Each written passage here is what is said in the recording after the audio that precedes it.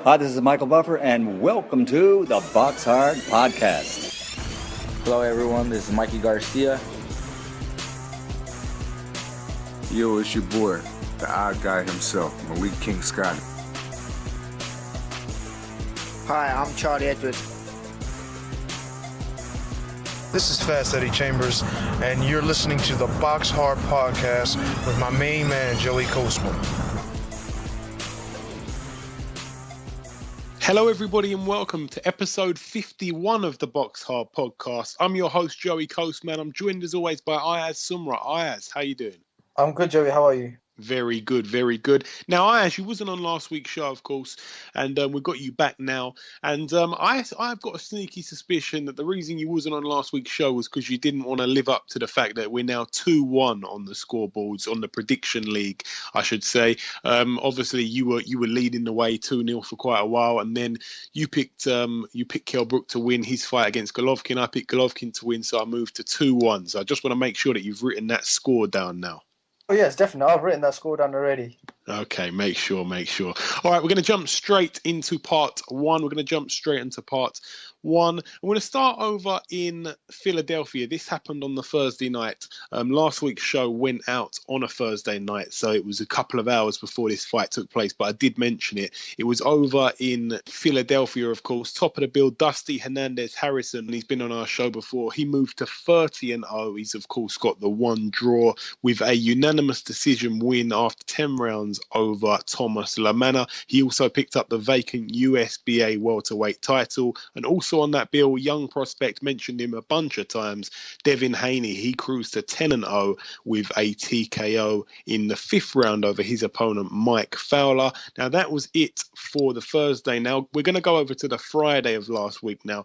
A bill taking place over in Denmark. Lalenga Mock topped the bill, and he picked up his 36th professional win. It was a 10-round unanimous decision win over Derek Finley. So his record now 36 wins, 14 losses, and 1 draw. The only reason we mention him, of course, is because he knocked down David Haye once upon a time. He's kind of built his name off of that, if you like. That's it for that one. We're now going to go over to a card that happened over in Japan. We're just cruising from continent to continent here very, very quickly. Top of the bill, Shinsuke Yamanaka. I think that's how you say his first name. He took on Anselmo Marino. Now, Yamanaka had a record of 25-0 with the 2 draws. Marino, 36 wins, 4 losses, and 1 draw. It was for Yamanaka's WBC World Bantamweight title, a real hot division now at the moment. And Marino was down in the first round, so it was a bad start for him. He was also down in the 6th round, but Yamanaka was down in the 4th round, so both men were down by the 5th round. In the 6th, as I said, Marino was put down for the 2nd time, and then in round 7, Marino was put down twice. So Yamanaka actually got the TKO in that round 7, so a good win for him, but certainly a lot of questions there. He took on an opponent, really 31 years of age, been in 40-odd bouts. He's a lot older, and Yamanaka's a lot fresher, youth on his side. It was a bit questionable. I think it took a while for Yamanaka to get going, but nonetheless, a good win for him. And also on that bill, the WBC World Super Bantamweight title was being contested. Hazumi Hasegawa, the champion, he retained his belt with a retirement in the 9th round. His opponent, Hugo Ruiz, 36-3, his record going into this bout. He actually he didn't come out for the 10th round. He retired on his store at the end of the 9th. So Hugo Ruiz now, as I said, 36 wins and the 4 losses, and the champion Hasegawa retains his belt, and he picks up his 36th career win. Of course, he's got the 5 losses, probably viewed as one of the weaker champions in the super bantamweight division. So it'd be interesting what the future holds for that one. That's it for Asia. That's it for Japan, certainly for the Friday. We're now going to go over, of course, still on the Friday, we're going to go over to the Cosmopolitan over in Las Vegas. Top of the bill, Ishe Smith, 28-8 going into this bout. He took on Frank Galaza, 17-1 with the 2 draws. Ishe Smith put his man down in round 2, so a good start to the fight from Ishe Smith on this Mayweather card. And of course, he managed to pick up the win, but it was a majority decision after 10 rounds. So it was a little bit close after that knockdown. I think Ishe Smith maybe thought he had it in the bag early, and a lot of the late rounds, Frank Galaza Alaza actually managed to nick. So a good close contest, to be honest. But Ishe Smith nonetheless marches on with his 29th career win there. Also on the bill, a bit of an upset here. Well, not a bit of an upset, quite a big upset. Dominic Dalton, 17-0, undefeated going into his bout against Justin Deloach, who only had one loss on his record in 16 fights. He was 15-1. He took on Dominic Dalton. Dominic Dalton was expected to win here. He was, of course, the home fighter, if you like, and he lost unanimously after 10 rounds, including one of the judges' scorecard had it 99-91 in favour of Justin Deloach. So a hugely wide gap there. And Dominic Dalton served up his first professional loss. So it'd be interesting to see how he bounces back after that. Also on the bill, we had him on our show a couple of weeks back, Jalen Love. He cruised to 23 wins with the one loss. He picked up a TKO win in round 6 over Deshaun Johnson. Good to get a knockout there. Deshaun Johnson's been in there and mixed it with some big names. Doesn't really get stopped too often, even though he's got 19 losses. So a good win there for Leon Love there to get the stoppage. Also on that bill, Sharif Boguer, in his 30th professional contest, he picked up his 29th win there. Of course, he's got the one loss with a TKO in round 5 over Luis Flores, who had a record of 21-4, now 21-5. Also on the bill, Lanel Bellows, he was expected to win his fight. Another upset on this bill. He lost a split decision over 8 rounds against DiCarlo Perez. So DiCarlo Perez now 16 wins, 5 losses and 1 draw. And Lanel Bellows, woo. I don't know what he's going to do from here, because that was a fight he was definitely expected to win. So all the best to Lanel Bellows. I hope he can bounce back again. A good fighter with some decent chances of becoming a big name in the division that he's in, of course, the light heavyweight ranks. But that's it for America. We're now going to come over to Saturday. It's now Saturday of last week, of course, the 17th of September. We're going to go over to Germany. Firat Arslan topped the bill against Nuri Seferi. Now, this was for the vacant WBO European Cruiserweight title. Firat Arslan picked up a unanimous decision win after 12 rounds, so he becomes the new WBO European Cruiserweight champion. His record now 38 wins, 8 losses and 2 draws. His opponent 37 wins and 8 losses. So both men, I remember saying it last week, both men had 37 wins on their record. It was set to be a good fight, and Arslan got the job done. Also on that bill, Karo Murat, former victim of both Nathan Cleverly and Bernard Hopkins. He picked up the vacant WBA International Light Heavyweight title. He got his man out of there in the 12th round, left it very late. His man only had 12 fights under his belt at the time going into the ring. It was pretty bizarre. 8-4, his record. I did say it was a bit of a strange one, but he got the job done. He got the stoppage, even though he left it late. And that's his 30th career win there for Karo Murat. His record now 30 wins, 3 losses and 1 draw. Manuel Charr was also on this bill. He picked up his 30th win also on the bill, and this was a 10-round unanimous decision win in his favour. He's still got the 4 losses on his record, and he defeated Sefer Seferi, who had a record of 21-0, now 21-1. Manuel Charr also picked up the vacant WBA International Heavyweight title in that bout, and also on that bill, another strange one, the Cuban Odlanier Solis. He picked up his 22nd career win. He's, of course, got the 3 losses with a points win after 8 rounds over pretty much unknown Alexander Todorovic, who had a record of 8 wins, 9 losses and 1 draw. That's now 8 wins, 10 losses and 1 draw. So I expected Solis to get the stoppage here, and he didn't, to be honest, but nonetheless he got the win. But that's it for Germany. We're now going to go over to Poland. A real good fight. This card was picked up by Sky Sports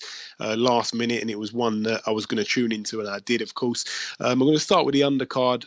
Really one fight to mention on that undercard for me. Ondrej Warzik, I think I'm pronouncing his name so wrong. He had a record of 32-1 going into his fight against Polish-born but Red Hill resident Albert Sosnowski, 49 wins, 7 losses and 2 draws going into this fight. He was hoping to pick up his 50th career win, a huge record, but never really mixed it at a high level. And when he has, he's been stopped and beaten up. And of course, he was in there a little bit deeper than he liked, to be honest. He couldn't swim when thrown in deep water. Warzik ended up picking up a TKO in round 6, so he cruises to 33-1, and he'll be looking for a big crack at or at least one of the belts or one of the titles in due time. He looked pretty good, Warzik, and again, we just don't know what Sosnowski had left. I think it's time for him to hang up the gloves, to be honest, but I'm sure he'll want to try and get that 50th win before that, but he kind of lost every round, so he really has to go back to the drawing board and give it a big think. Now, the main event of this card was a real good fight. It was one that was highly anticipated. Both men unbeaten. Somebody's O had to go. The champion, Krzysztof Glowacki, the WBO World Cruiserweight Champion, of course, put his belt on the line against former gold medalist in the Olympics, Alexander Usyk. Now, we know that Usyk was relatively inexperienced in the pro ranks, a real extensive amateur career, impressive, as I said about the gold medal there. He was 9-0, and Glowacki was 26-0, and Usyk was absolutely fantastic. A real good fight to watch. If you want to see skills, if you want to see how to move, he was absolutely brilliant on his feet, landing a real wide variety of different shots. Both hands, he was brilliant. Usyk was absolutely brilliant, and he gets the win, so he puts the first loss on Glowacki's record, and he's now the WBO World Cruiserweight Champion in his 10th fight, so that's another impressive stat right there. So Usyk was brilliant, and I really think he's going to be looking towards the other champions in the division. And I mean, light heavyweight, there's a lot of good fighters at light heavyweight, there's a lot of good fighters at heavyweight, but just in between that, of course, this cruiserweight division is not too talented. I want to say, I don't want to knock anybody when I say that. I know that you've got Tony Bellew there, but I think that Usyk, really, he could probably beat the rest of the champions. So I think he'll be trying to hunt them down sooner rather than later. And I really think he's got the beating of a lot of guys in that division. I'd say, I don't want to say it too quickly, I don't want to get ahead of myself, but I think he really is, if not the best, he's certainly second out of the rest of them. But that's it for Poland. We're now going to go over to the United States, back over there. This card happened over in Hampshire. Friend of the show, Gary Spike O'Sullivan, he moved to 23 wins. Of course, he's got the 2 losses. He picked up a unanimous decision win after 8 rounds over Jamie Barboza, who had a record of 19 wins and 8 losses. Steve Collins Jr. was also on that bill. He picked up a KO in round 2 over Cristiano Pedro. Cristiano Pedro only had 1 professional contest on his record. It was 1 win. And Steve Collins Jr. now 9 wins, 0 losses and the 1 draw. That's it for Hampshire. We're now going to stay in America, but we're going to go over to Pennsylvania. Top of the bill, Brian Minto, former world title challenger, of course. He announced his retirement before the bout. I thought that perhaps if he lost, he might actually fight once more, but he managed to get a win. He managed to get a KO as well, a TKO, I should say, in the 5th round over Andras Samor, who had a record of 17-11 with 1 draw. So Brian Minto, if he keeps his word and stays retired now, his record would have finished on 42 wins, 11 losses. So a good record, I guess, and he hung around way too long, but it's good to end on a high. So I hope he really does stick to his word and call it a day. That's it for Pennsylvania. We're going to stay in America once again. We're going to go over to the big one at the AT&T Stadium, the home of the Dallas Cowboys in Texas, USA. Top of the bill, our very own Liam Beefy Smith putting his WBO World Super Welterweight title on the line against Saul Canelo Alvarez. Wow, oh wow. Everybody didn't really give a chance to Liam Smith. A lot of people thought that he was going to get knocked out. They thought he was going to go early. It was kind of like the Golovkin and Brook fight. To be honest, when everybody was talking about the fight beforehand, it was a little bit like, this man's not good enough. This man's not good enough. It was always going to be a lot closer than the Brook fight and Gennady Golovkin fight going into it. That's all I can say, because I think Brook was brilliant in that Golovkin fight. As I say, I had it 2 rounds apiece going into the 5th round. He'd done a lot better than a lot of people expected him to do. But in this fight, it was always going to be, there was a depth in class. There was always going to be a depth in class. But I just had that sneaky suspicion that Liam Smith might be able to pull it out of the bag, even though he's only fought much lesser opponents. His best win on his record, really someone that many people wouldn't have even heard of, certainly not your average person on the street. And that was over John Thompson. So he was going into this bout as a huge underdog, both sides of the Atlantic.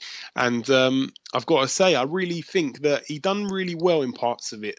I really think he did. I think there were some rounds where he was pushing Canelo back. He had Canelo on the ropes. He was landing shots, but his power couldn't bother Canelo. It was a real shame, because it was like, I saw a tweet saying, it was like Liam Smith went to a gunfight with a pea shooter. And I know that that's a bit of a harsh term, but it was sort of like that. And I mean that with no disrespect whatsoever. I'm a huge admirer of the Smith brothers. All 4 of them have been absolutely tremendous for British boxing. Really, really brilliant. Every single one of them. But I got to say here, I just got to be brutally honest. He just wasn't good enough. And I'm not saying that because Liam Smith's a bad fighter. I'm saying it because Canelo just showed his class. He's suited to 154. That is his weight division. He is suited to 154. I don't think he's as good when he moves up. I know he only goes up a pound, but when he was fighting, the likes of Cotto and a few other guys, I really don't think he was that impressive. I think he looked brilliant. He was so sharp. He was amazing, because I know that he during the fight, I know that he'd hurt his right hand, and it was a bit confusing. He said that afterwards, and he was still throwing the right hand quite a lot, so people weren't too sure. But it turned out he actually suffered a fractured right thumb after the fight. That was confirmed. But Alvarez, he was really loading up on the left hands, which was really good to see.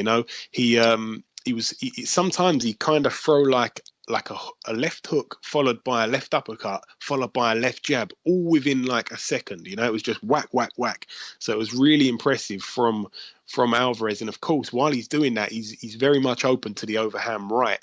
And Liam Smith, his timing was off, as he said himself. He just, I don't know. I don't want to say he wasn't himself, because as I say, he's never operated at that level, but he put in a great performance. A lot of people didn't really give him a round. I think the commentary was a tiny bit harsh, even though Barry Jones is a good friend of mine. I think he was brilliant, but he wasn't good enough to win the majority of the rounds. He was doing really good. He wasn't getting mugged off. He wasn't disgracing himself whatsoever. I know I'm rambling on a bit now, but I just want to stress to people that he done really, really well. I'm really proud of him. I think he done exceptional, but he would win like 1 minute 20 seconds of a round, but lose 1 minute 40 of a round, and it just seemed the same thing as the rounds were going on. But he did get a few rounds under his belt, maybe 2 or 3. But I'll get down to what happened. So Alvarez was cut from a punch on his left eye. That was in the 2nd round. That was a bit of a slow start from Smith, to be honest, but he kind of warmed into the fight as it went on, and Smith was cut on his right eye from a punch in the 5th round. Smith was down in round 7 and 8, and of course down and out from a final body shot in the 9th. He's brilliant with his own body shots, but he was getting hit with a few of them, or too many of them. And Canelo, he threw it like a dummy jab to the chest, which kind of like the chest, sort of shoulder, sort of face area. He threw it upstairs, as I should say.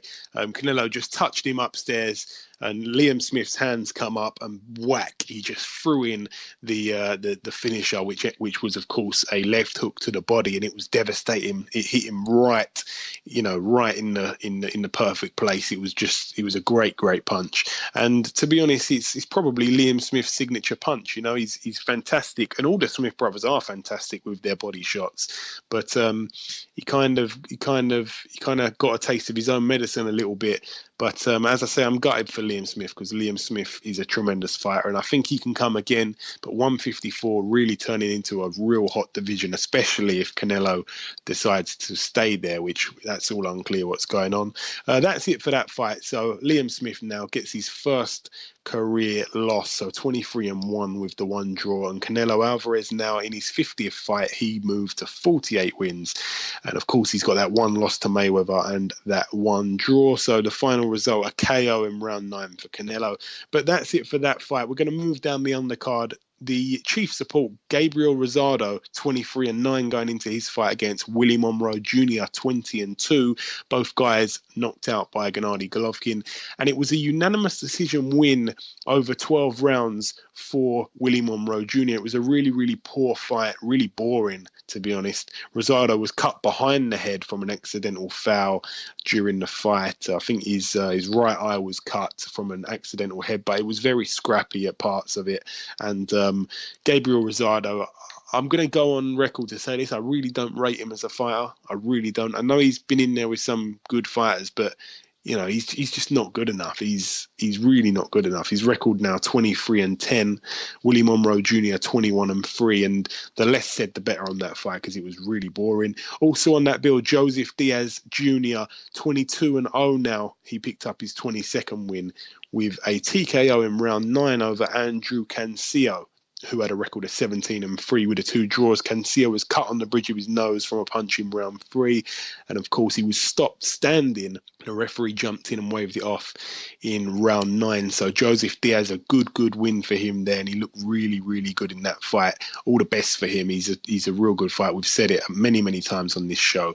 And also on that bill, cousin of the promoter of the whole bill, of course, cousin of Oscar De La Hoya, Diego De La Hoya. He moved to 16-0 with a win over Luis Orlando Deval, who had a record of 22-2, and it was a unanimous decision after 10 rounds. Also on that bill, Joshua Franco, and he moved to 7-0.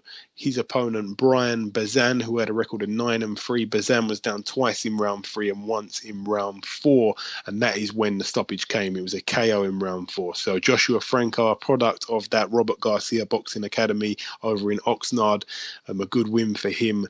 And, he's a bright prospect that everybody should listen out for. Also on that bill, another prospect of the Robert Garcia Boxing Academy, Hector Tanahara. We've had him on the show before. He moved to 7-0 with a win over Roy Garcia. It was a win over 4 rounds, and it was unanimous. Also on that bill, our very own friend of the show, Anthony Yarde, he moved to 8-0 with a TKO in round 1 over Rayford Johnson. Rayford Johnson 11-20 going into that bout. It was a bit of a last minute thing, because his opponent was to be announced for quite a long time. I think that fight got made on the week of the fight because there was no announcement prior to that, and it just came in at the last minute. I don't know too much about Rayford Johnson, but he was stopped in the first round. It was like a left hook to the temple of Rayford Johnson. He had a bit of a flurry early on in that first round where Anthony Yarde was able to weather the storm and come back with good shots. We know that he likes to get them done early, and this was no different, to be honest. It's brilliant for him to have made his mark over there stateside.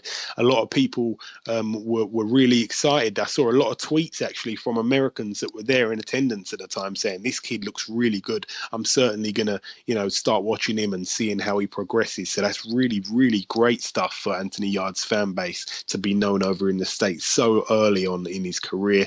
And of course, as I say, he landed this left hook and his opponent was on the ropes and he just kind of didn't know where he was. He didn't even go down, but he was completely dazed. His hands fell down and he looked like he was going to go, and the referee jumped in and saved him. So that's a TKO win in the first round for Anthony Yarde. So he's now 8-0 with 7 knockouts. So good stuff for him. I really, really wish him the best. But that's really it for the reviewing. That is all the reviewing. That's all the talking of the fights that happened last week. Of course, in a minute, we're going to welcome our first guest. But before that, Ayaz comes in with the news. Ayaz, tell us this week's news. Michael Conlan has signed a professional contract with Top Rank. Yes, a big move for him. Of course, a bad decision going against him in the Olympics, in the 2016 Olympics that have just gone over in Rio. So he was very annoyed with that. it was a disgraceful decision. The less said, the better on that. And he's now decided to turn pro with Top Rank with Bob Arum. He's done the jump. He's gone over to the United States to fight. And it'll be interesting to see what Bob Arum does with him, because he moves his fighters really, really well. He creates fantastic opportunities for them. And it's an exciting link-up. It really is. I saw a picture on Twitter of him and Bob Arum both with their middle fingers up. And they looked like they were having a lot of fun. So I'm not sure what that's all about, but I think it's something to do with what he did in the ring in Rio. I think he was swearing all over the gaff, wasn't he? So we wish him all the best of luck, of course. Him and his brother, real good fighters. It'd be exciting to see what he can do in the pro ranks. Okay, Ayaz, any more news? Yes, Paddy Barnes announced he's turning professional as well. Yeah, Paddy Barnes, of course, it's come out this week that he's signed some sort of contract with MGM Marbella. Surprising, that one, to be honest. I thought he'd go with a big-time promoter, but I'm not sure if that's promotionally or managerially. I know that MGM Marbella, they actually do both sides of the stuff, so I'm not sure what that is. But anyway, it's exciting to see Paddy Barnes has made the decision to turn pro. We all know he was a great amateur. Any more news, Ayaz? Over McKenzie has pulled out for a clash this Saturday against Marco Huck. Yeah, we was all excited for that one.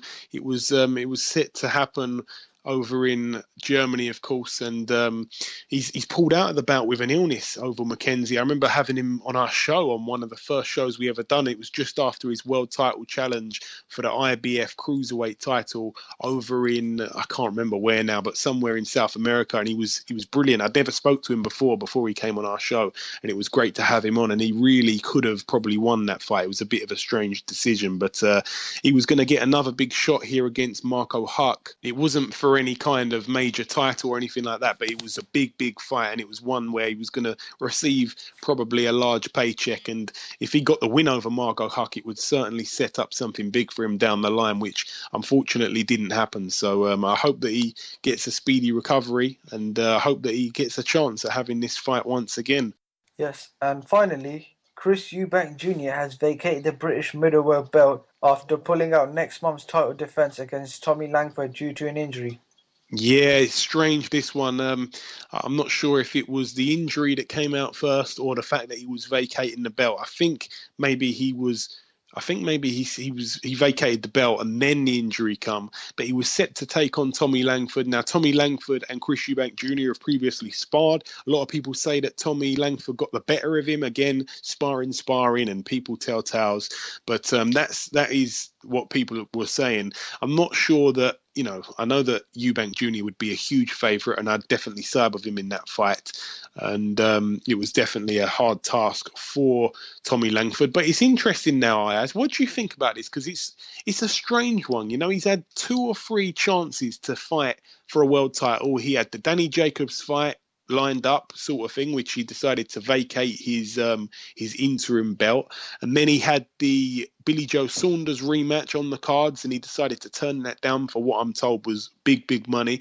And then, of course, it was there to fight Golovkin, which Kell Brook ended up taking his opportunity. So he decided to drop down. He went down to British level. He got the win over Nick Blackwell, and he wanted to win that belt outright and get 3 defences. And he's obviously vacated the belt, so he won't be winning that title outright. But what do you make of it? Where does he go from here?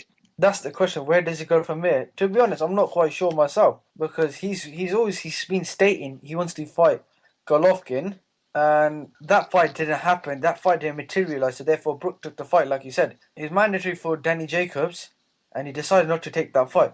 So to be honest, for him, I'm not quite sure where he's going to go from there. Where would you like to see him go from there, Ayaz? Because it really is, he's burning bridges with a lot of promoters. You've got Frank Warren saying he never wants to work with him again. You've got Eddie Hearn, basically slating him in loads of interviews, saying that, that they're crackers, basically. Mick Hennessy was his promoter before, and that ended on a sour note, I think. And he just, who's he going to work with? Do you reckon we could perhaps see him go over to the States for a while and maybe link up with someone over there, maybe join forces with Al Heyman or something like that? I could see that happen, or he could be one of those boxers that they don't have a promoter. They self-promote themselves. So what they do, they just fight on anyone's shows. Yeah, the thing with that is, I think he's basically tried that. He's tried that. He's tried to to fight on these shows. He fought on a couple of Frank Warren shows, I believe, with his dad promoting him, Eubank Promotions, and it hasn't really worked out. They're not able to generate the money that they could have, and they're turning down loads of opportunities that they're being, that are landing in their lap, so to speak. So in your heart of hearts, Ayaz, do you think that we're going to see Eubank in his next fight or his next couple of fights? Do you think we're going to see him remain at British level, taking on your Tommy Langfords and your Nick Blackwells of this world, or do you reckon that we're going to see him, in there with some sort of world-ranked opponent in the next few fights? Where do you see him going from here, opponent-wise? Well, this fight, his next fight, I'm not quite sure. But I reckon by the end of 2017, he will have a big fight.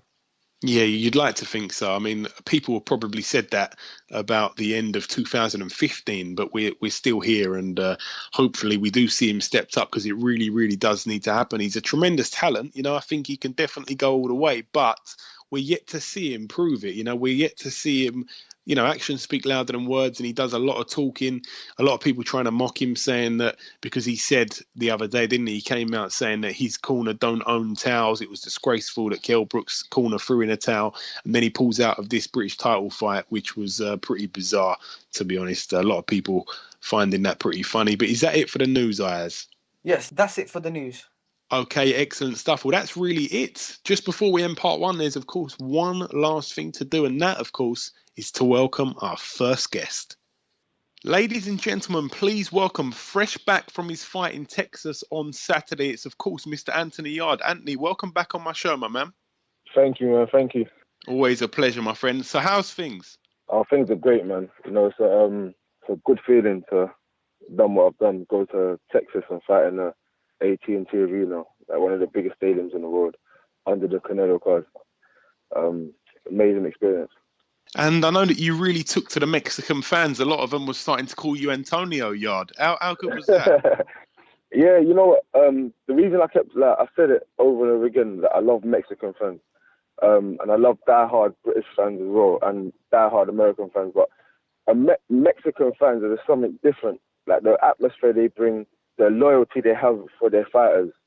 Like if a fighter's from Mexico, the loyalty they give them is amazing. It's tremendous. Even if they're just starting off, like their first fight, second fight, if they're Mexican and they represent Mexico, the support's amazing. But I just love the atmosphere they bring to boxing.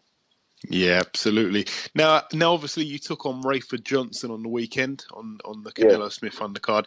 You stopped him in the first round. I was just saying to our listeners a minute ago that it was like a left hook that seemed to daze him, perhaps catch him on the temple, maybe. Is that an accurate description of what went down?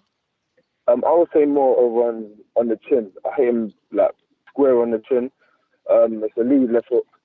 And I just see that he had certain patterns when he was going back, and he just kept his hands very low. So when I dipped and threw the left hook, I knew it was going to hit him even before it did. That's why I kind of swayed off to the right of him. And I didn't feel the need to hit him again, because boxing is a dangerous sport. And if I hit him again, it could have made the whole night go sour, because I had a clean shot on him. And how he was sitting on the ropes, boxing is dangerous. You're wearing 10-ounce gloves.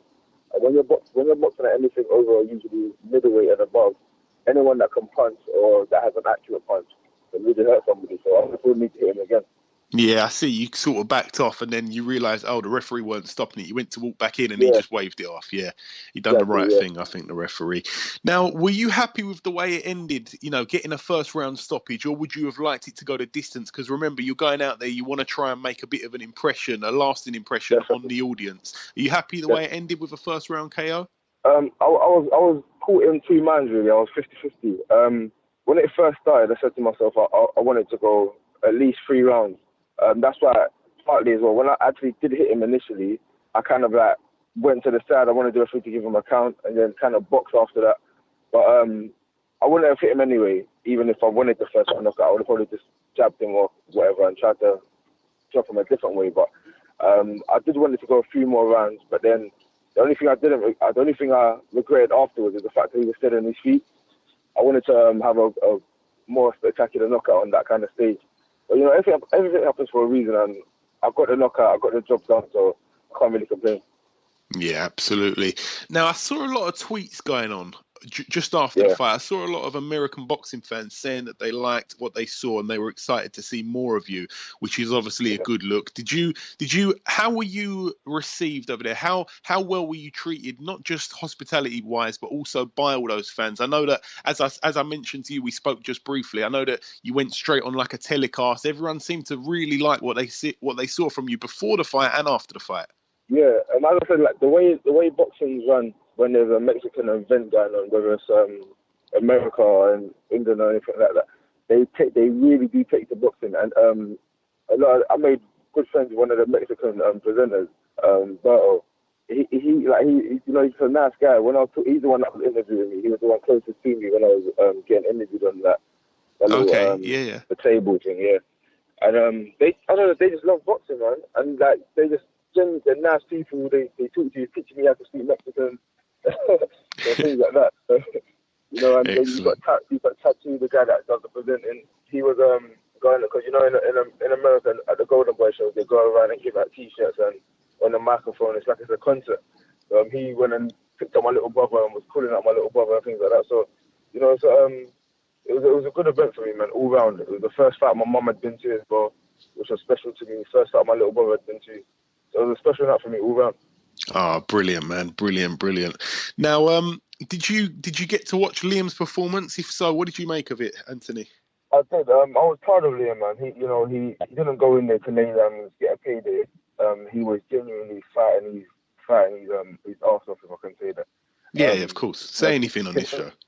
Yeah, Canelo's, obviously in a different league.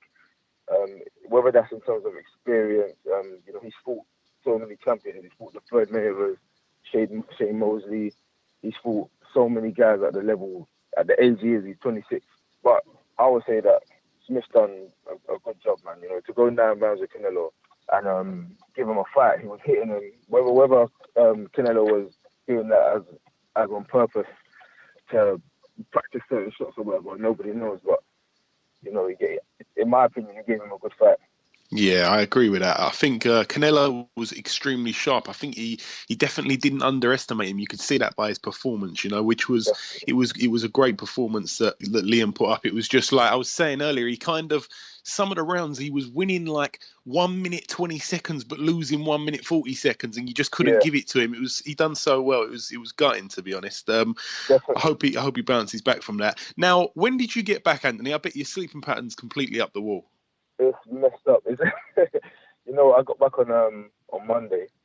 Okay. And I got back on 12 noon. So I tried to stay awake all the way until usually bedtime. So that's around 12 o'clock.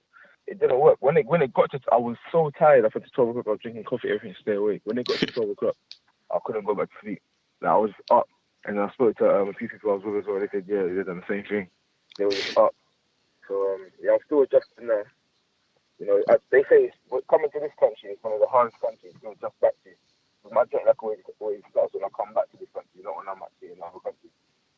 Yeah, I hope we get that sorted out soon. And now you're listed to go back out on October the 22nd. You're out on the Wales card, if I'm not mistaken. Would that be your last fight of 2016? Do you think? Not sure, really. I'm not sure. Hopefully I can get out again after that. So we'll just see we'll see how it goes, really. If I get another first one, I'll probably be out again. Yeah. I'm just waiting to see what happens. I'm ready to fight now, man. I just turned 25 in August, and I'm 8-0 now. Soon to be 9-0, and onwards and upwards from there. Last time we spoke, you mentioned before on our show that you believe that if Andre Ward against Kovalev, if that fight ever got made, you'd side with Andre Ward. Now that fight is happening. Yeah. I know that Kovalev was in the house on Saturday. Are you still sticking with Ward to win that fight? Yeah, definitely. Obviously, I've seen Andre Ward at light heavy fight once. Whether he wanted to get the rounds in at that weight, I don't know, but he didn't really look as sharp, I'll say, as he did at super middle. But he's fighting bigger guys now. They're taller, they're more rangy. They probably hit a bit harder. So for the second fight at light heavy, it might be too early for him to adjust. But I still go with Andre Ward. He's got I always go with someone that can box, and he's got a very good boxing brain in him. If not right now, the best in boxing. So yeah, I'll go with Andre Ward 100%. Yeah, you can't argue with that. Now, I just wanted to ask, are you happy with the progress thus far of yourself, fighting as regularly as you have done this year? Are you happy with it all at this stage? 100%, yeah. I'm very happy. Everyone, I've had a lot of people saying to me about, go over to Matchroom because there's Sky Sports. I've had people saying to me, like all sorts of things. I'm very, very, very happy with Frank, and I'm a loyal person. Me and Frank, when I have a good relationship with somebody, there's no reason for me to go and have any reason to jeopardize that. I'm not jumping guns here, but I've fought on the Canelo Smith undercard on my 8th professional fight. I didn't go to the Olympics and win a gold medal. I had 12 amateur fights, so sometimes it's just how much you put in your grit and work hard. Sometimes, and most of the time, I would say, in my opinion, good things always come of it. It's how much you sacrifice, the work you put in. So I don't really think it means too much about going to this promoter or that promoter. I'm with one of the best promoters now, and it's up to me how I perform in the ring.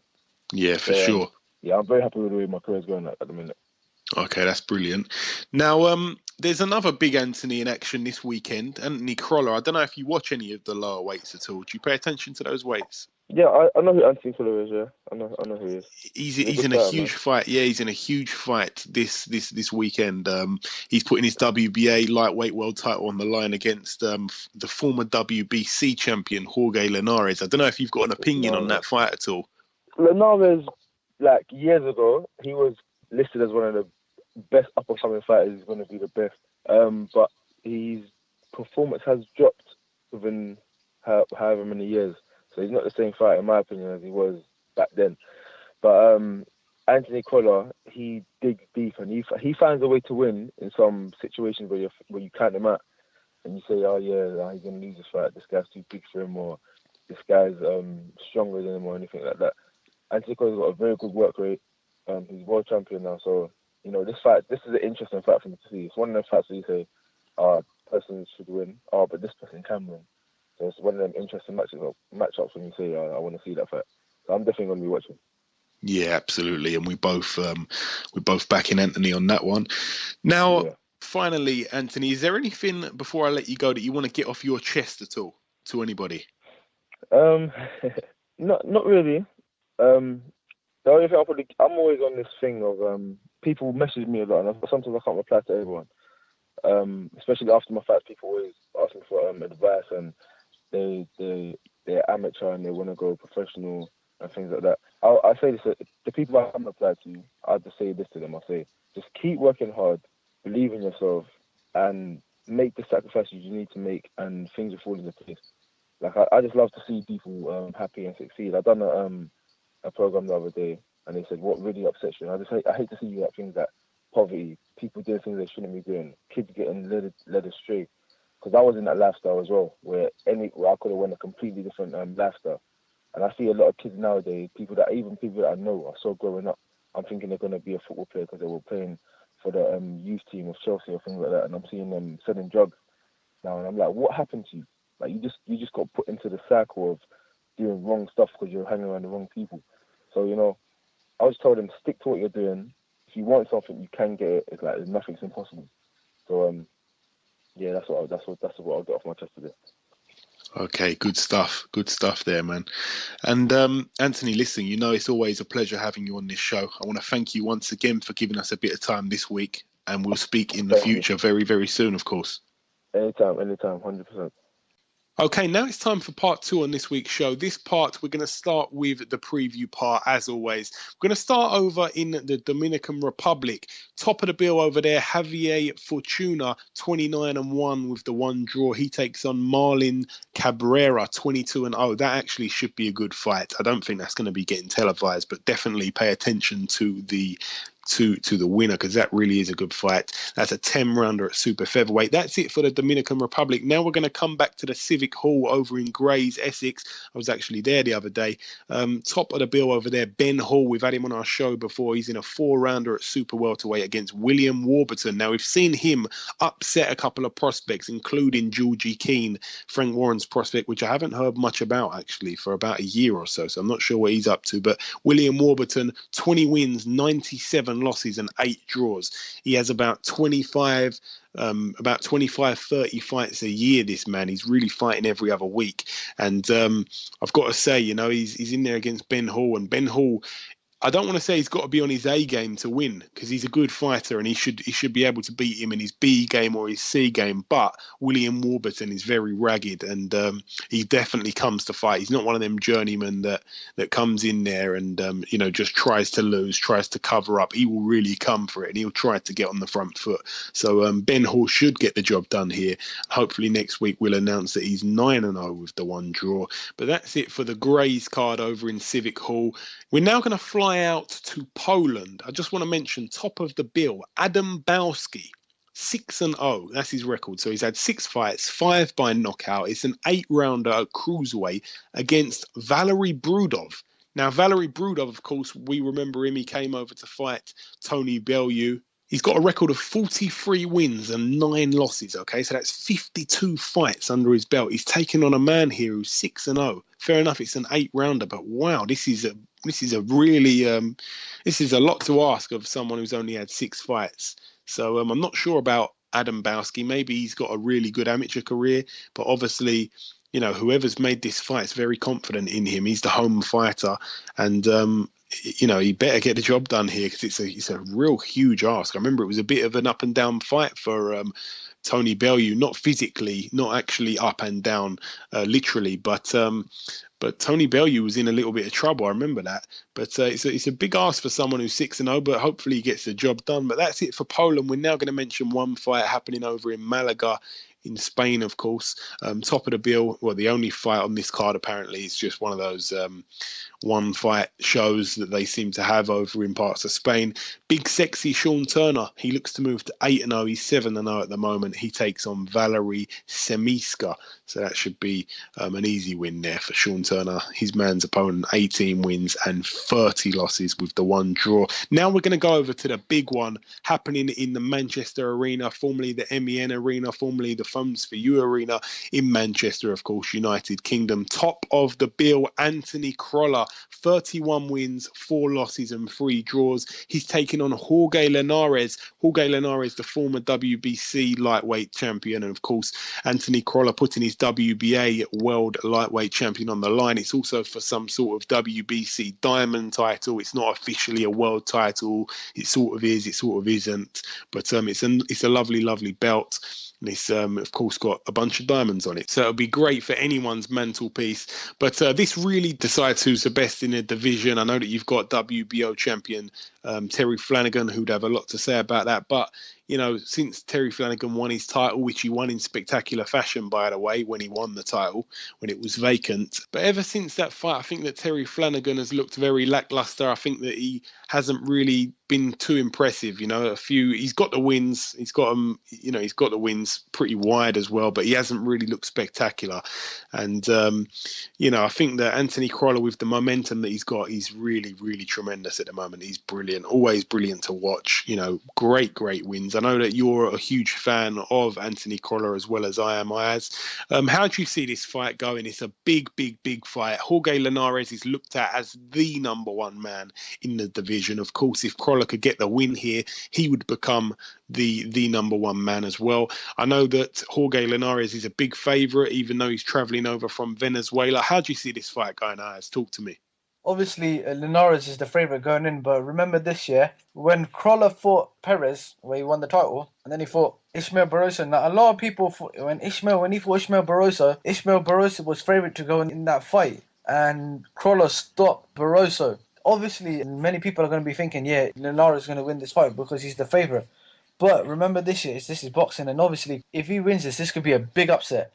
Yeah, as you said, both times that Crolla has fought at world level, when he fought the first time against Perez and it was a draw, then he got the rematch and he knocked him out, and then he took on Ismael Barroso. As you said, he's been the underdog in all of those fights, but he's managed to win, so he's been absolutely brilliant, and he's been upsetting the odds. But this is a huge ask, and this is the biggest fight of the lot. This is really probably the biggest fight that can be made in the lightweight division, to be honest. I know that Crolla and Flanagan would be a huge fight over here, but I don't think it really makes as much money as a lot of people may think. I think that Linares and Crolla, it's a great fight. It decides number one. Who is going to be the number one in the division, in my honest opinion. So, Ayaz, I'm going to press you for a prediction here. Who do you think is going to win this fight? Maybe we can bring up the prediction league if we both go against each other. I'm going for a Crolla win on points. Okay, I'm going to go with Linares. Okay, so we don't really have to say the outcome, whether it's going to be points or knockout, but I'm going to go with Linares.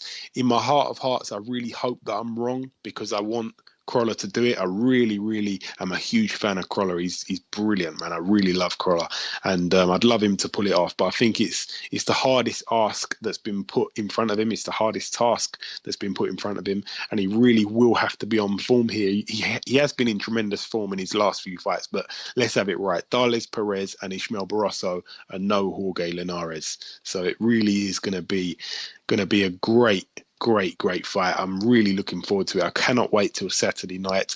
But that's it for the main event. We're now going to move down the undercard. John Ryder takes on Jack Armfield. John Ryder 23-2, Jack Armfield 20-2. John Ryder's formerly been on this show as well.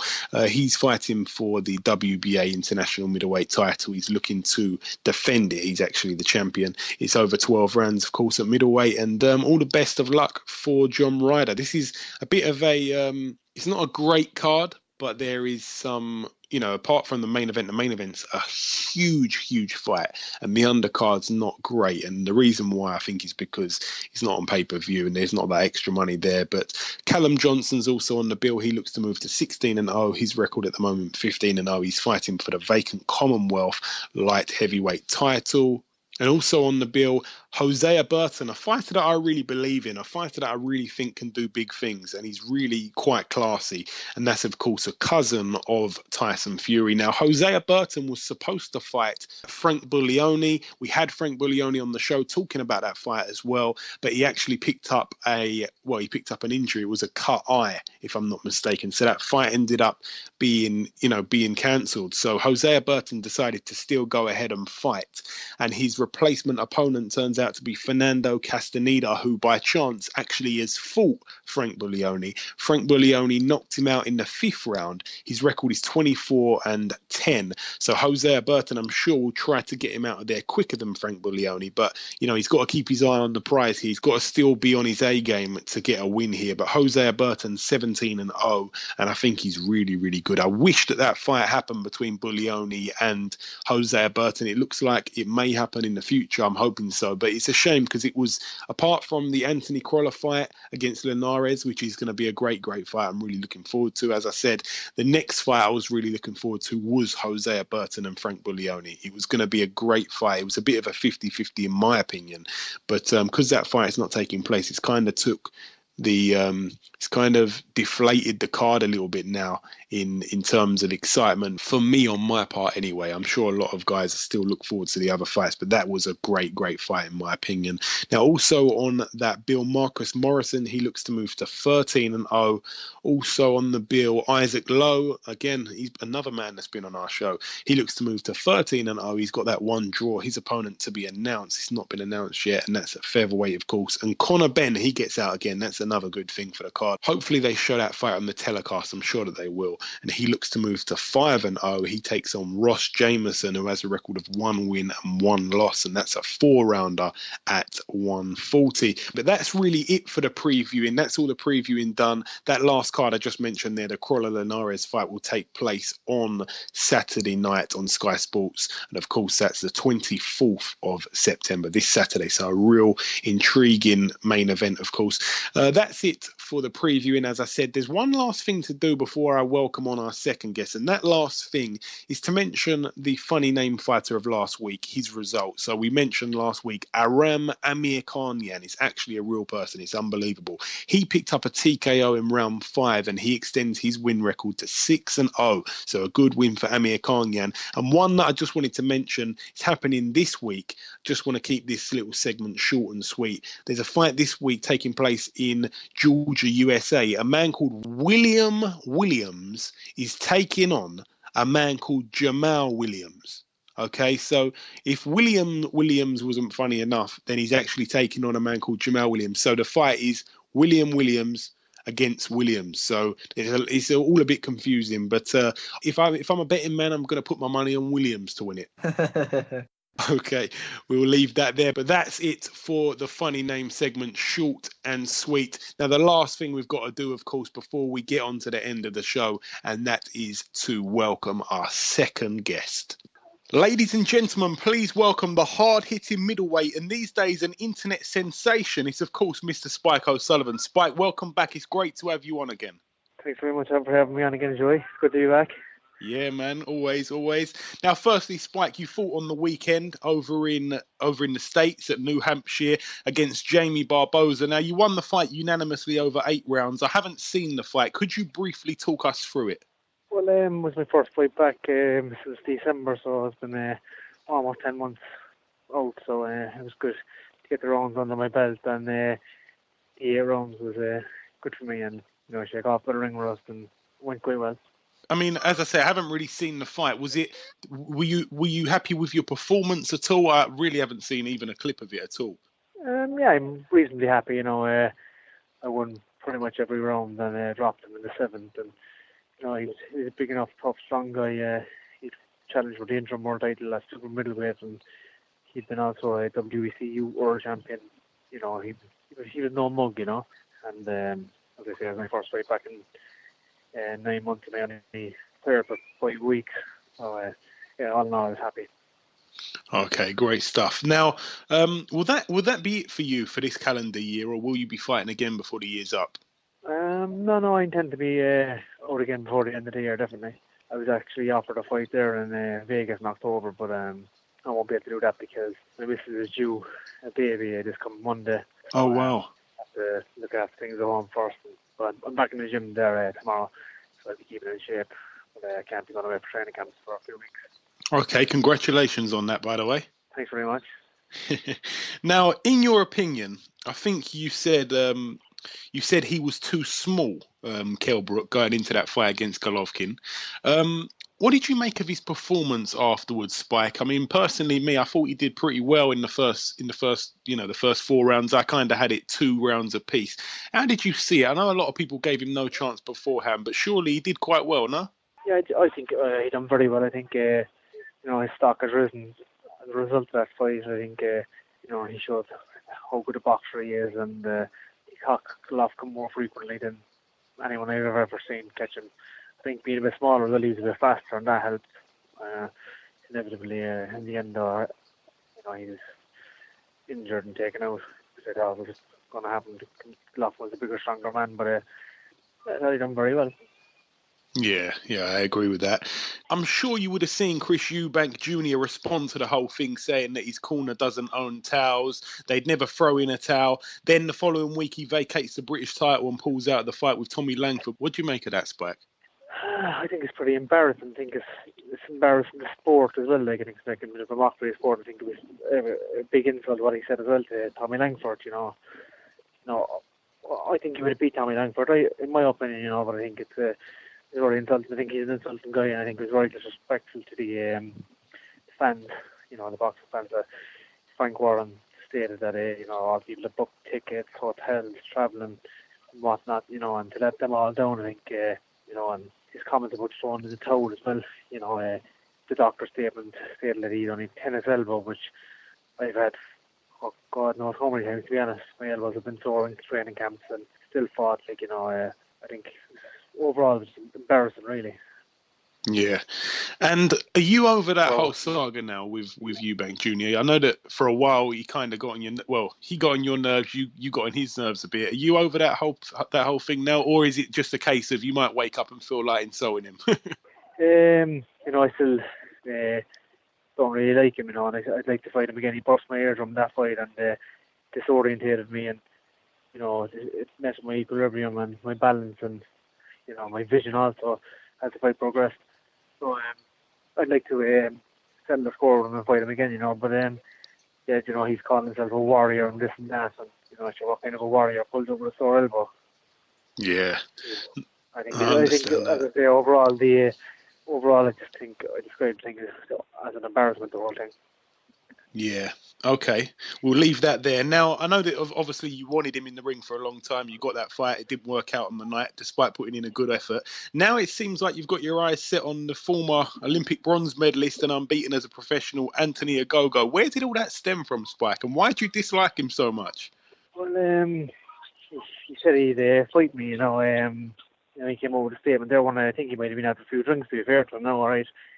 I'm not sure, I think he was just attending a boxing match now, I'm not sure, but it looked like he was. I thought he looked like he was out for a few drinks. He was saying that he'd fight Billy Joe Saunders for Eubank Jr. on me.